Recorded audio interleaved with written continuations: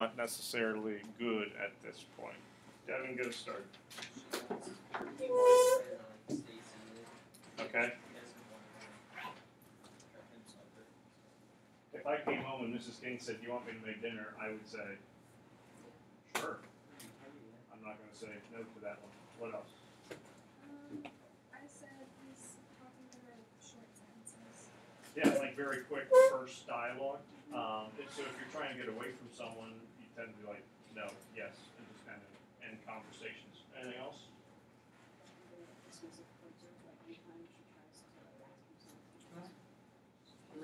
And dismissive was the word that you used? Yeah. No, like sit down, things like that. Wasn't his like mouth moving funny? He has a little. And we'll kind of get to this a little bit later. Well, not really with this one. What does he have like around his eye with moving funny? He has a little twitch that would take place, and we assume that means that you're going to be like nervous about something. And then what's he also do with the drink?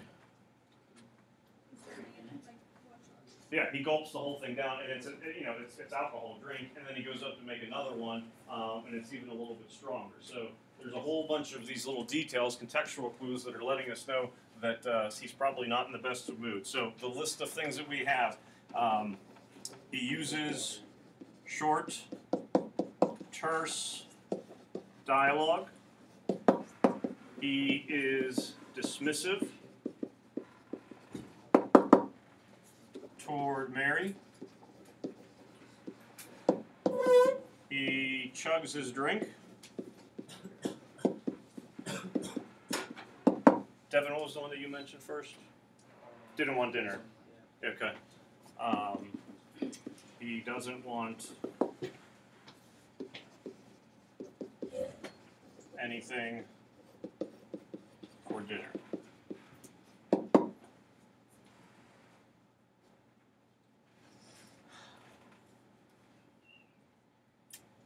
Ben, I think I have the left-handed handwriting. Sorry. Are you left-handed? No, I just write with it. I never noticed that. Well, you actually left-handed? Like, you know how some people right-handed? I eat and write left-handed. What else do you do? Scissors. All sports are right-handed. No. Why though? This isn't convenient. No, because I can't go back and forth though. My daughter's right-handed, but she bats left-handed, which is really weird because like I taught her how to bat, but I don't bat right. I don't bat left-handed. Oh well. I think Strange. My dad's left-handed, but I'm right-handed. same. I would love to be there. Did you say little boy? What do you think for number 3? What can you tell about Mary's relationship with her husband from their dialogue? They usually get along. Yeah, because she's saying like nice things and stuff to him. What'd you write for number 3, Luke? Me? Yeah. I wrote that their relationship was good, but then it got bad real quick. Yeah. How can you tell? Well, darling, shall I get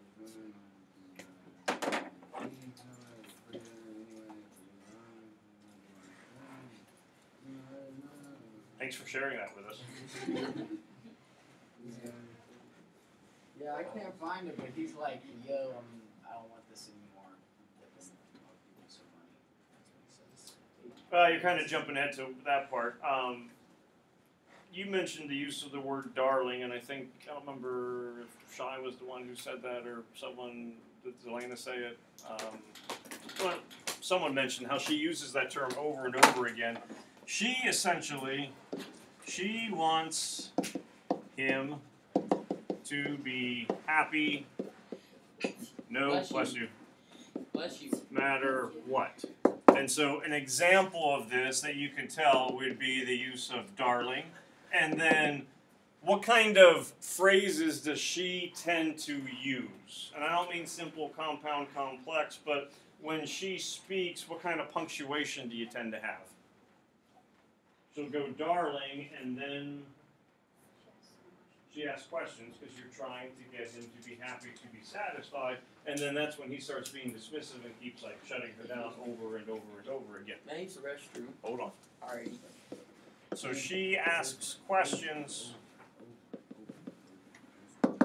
so that he can get what he wants, but he denies it. So what can you tell about the relationship? She is very dutiful, she is very loving, she is very caring. He seems to be kind of distant at this point.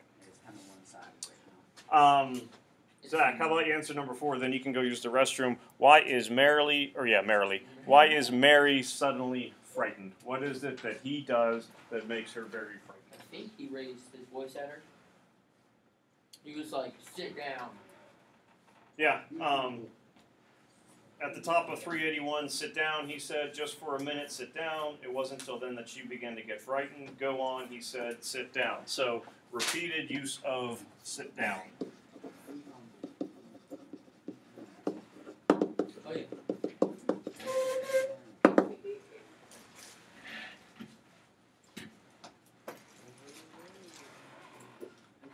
Number 5, how can you tell that Patrick is feeling nervous and perhaps ashamed? And this is some stuff that we kind of started to mention a couple questions ago.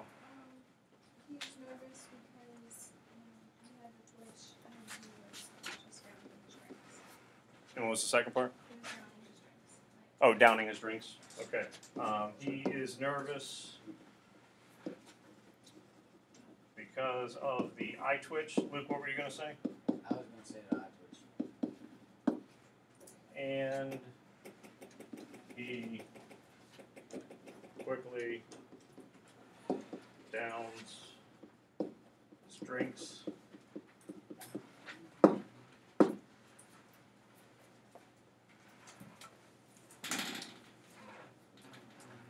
On 381, she of course asked the question, "What is it, darling? What's the matter?"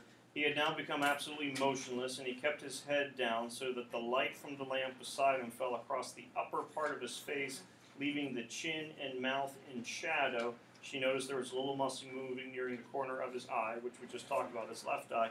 If he's sitting and only part of his face is being exposed to the light, what's he kind of doing with his face a little bit? Maybe not necessarily purposely, but it works out this way. If his mouth is covered and nose, but you see his eyes, he's kind of doing what with his face? Almost kind of hiding it, masking it. So in some ways, you're not even having a full face-to-face conversation. So his face is even hidden a little bit. This is going to be a bit of a shock to you, I'm afraid, but I've thought about it a good deal, and I've decided the only thing is to tell you right away. I hope you won't blame me too much. And he told her it didn't take long, 4 or 5 minutes at most, and she sat very still through it all, watching him with a kind of dazed horror as he went further and further away with each word. So there it is, he added, and I know it's going to be kind of a bad time to be telling you, but there simply wasn't any other way. Of course, I'll give you money and see that you're looked after, but there needn't really be any fuss. I hope not anyway. It wouldn't be very good for my job. Just to clarify, what's he telling her?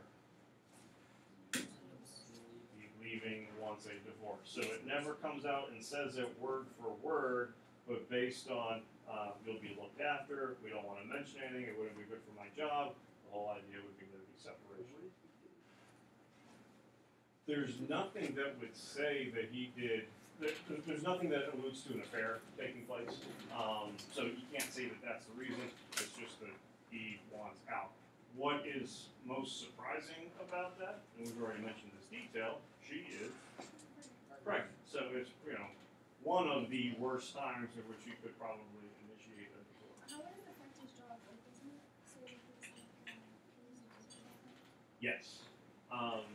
Doll stories. This one gets published early 1950s. Most of his stuff is like 1940 to 1960.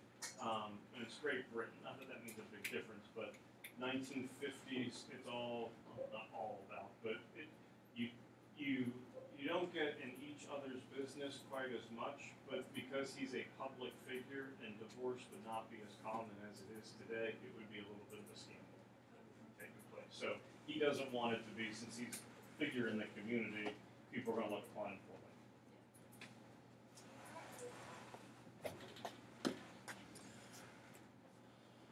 And we've really just kind of hit on this number 6. What's his biggest concern? His reputation with his job.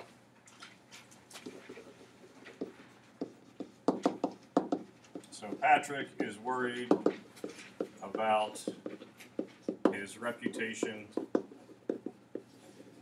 at work.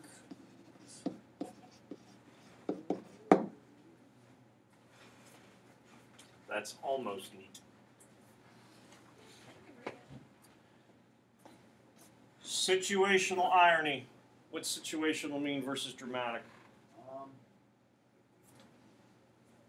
These are going to be two key terms, so we're going to have to kind of go over. We can even do it the other way. That's to say, what is dramatic irony?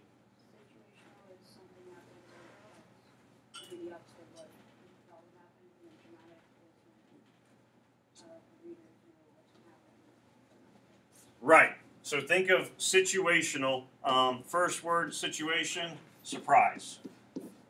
So when it happens, it is meant to be a surprise to everybody, characters, readers, all that stuff. If it is dramatic irony, and we talked about dramatic irony quite a bit when we were reading Oedipus, you know something, audience knows something the characters don't know.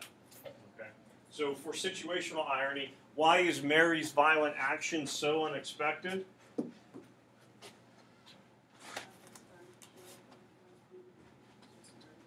Yeah.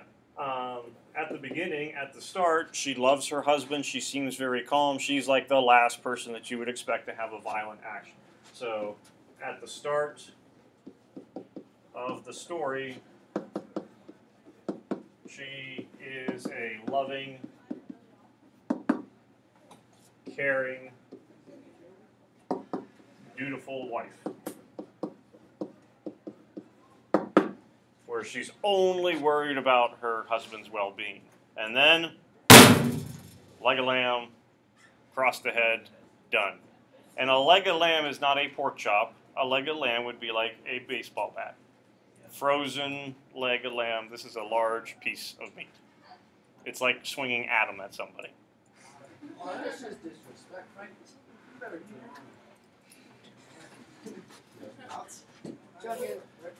it.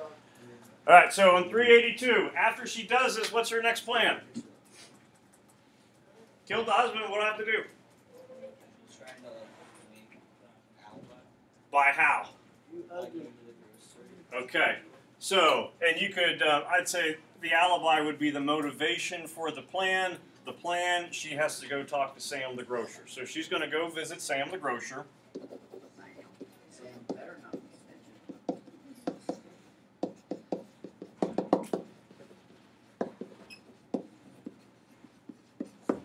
to create an alibi. And remember, alibi is basically you having an excuse of why you would have been unable to complete murder, illegal task in this case. So alibi, A-L-I-B-I.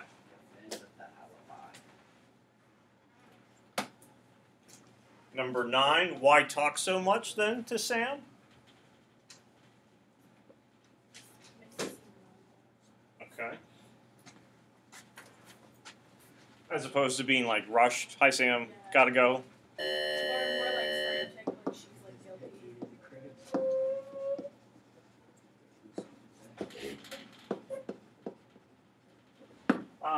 I don't have a specific number in mind. Sam runs a grocery store. This isn't like a big giant eagle kind of thing. This would be like a more marketplace, kind of corner neighborhood. How many customers do you think would come into a marketplace per day? I'd say more than 200.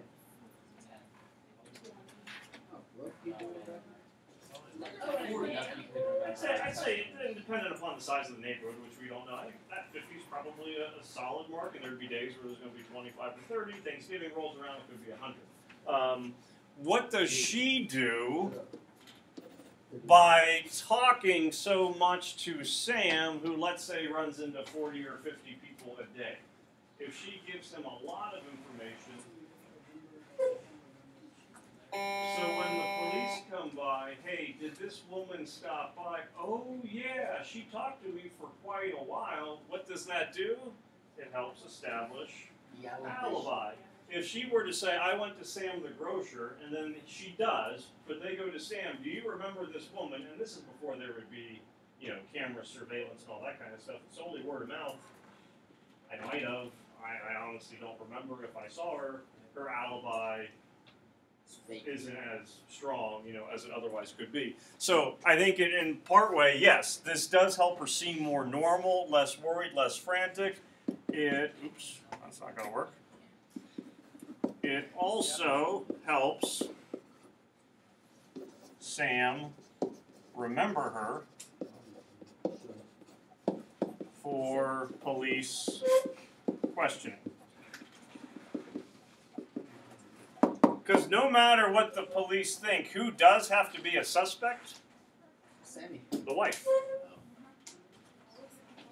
Really Now, dramatic irony.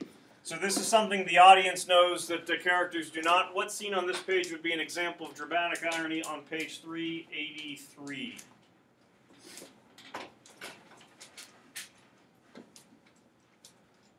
She was trying to keep things normal and natural, even though she just started crying. And in relation to Sam, what's like one of those things that she does? Like when she goes to Sam, they're picking out food for dinner. Cheesecake. He loves cheesecake. Yes, that would be a perfect dessert. And let's get the peas and potatoes and all that kind of stuff. What do we know? The dinner's for a dead person. Sam would not realize this at all. So she is preparing dinner for a deceased individual.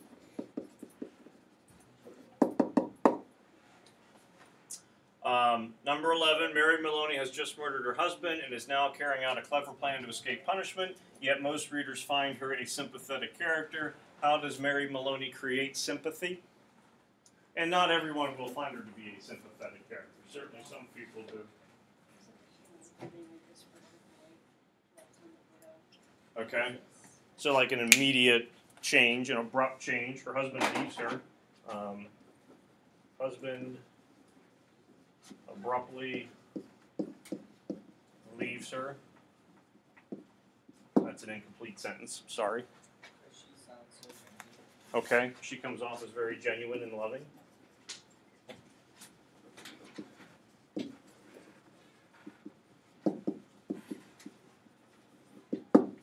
And I'd say one more detail. She's pregnant.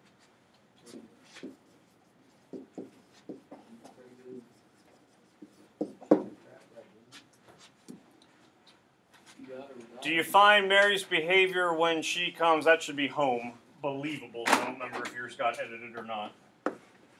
Yeah. What happens when she comes home? She sees her husband, and she starts crying. What's one reason that would be unauthentic to start crying? She already knew you did. And who's going to be coming over? The police, calling them over and whatnot, so she has to get herself like emotionally in that mind. What could be a reason that she literally is crying? She just realized. Yeah, there could be the shock of, oh my goodness, and it might not even be that I did it, but my husband is dead. And then it also could be, oh my goodness, I just killed my husband, and it could be like fear that could be coming upon her as well.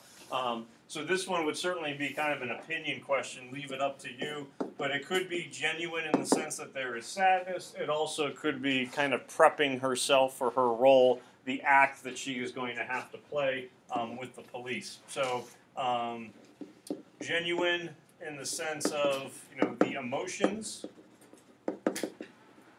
or she could be kind of getting ready to play or act, quote unquote, the part of a hysterical wife. Dramatic irony, what's seen on this page would be an example of dramatic irony on 384. Police are coming over, she's explaining, she's already done this quick, she's dead, he's dead.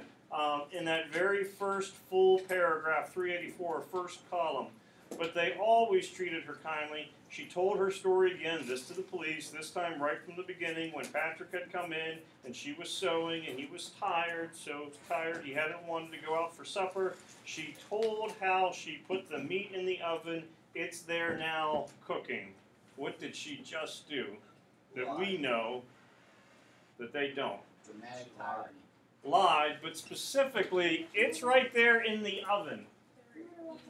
They're looking the whole time for the murder weapon and cannot find it. And on 384, she tells them where the weapon is. Where's the weapon? In the oven. It's cooking. What's cooking good looking?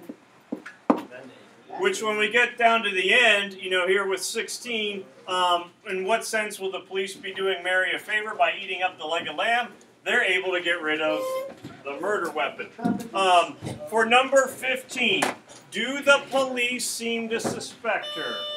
Yes, they are asking her questions. Now, after they go through the questions, they decide it could not be her, but she is certainly a suspect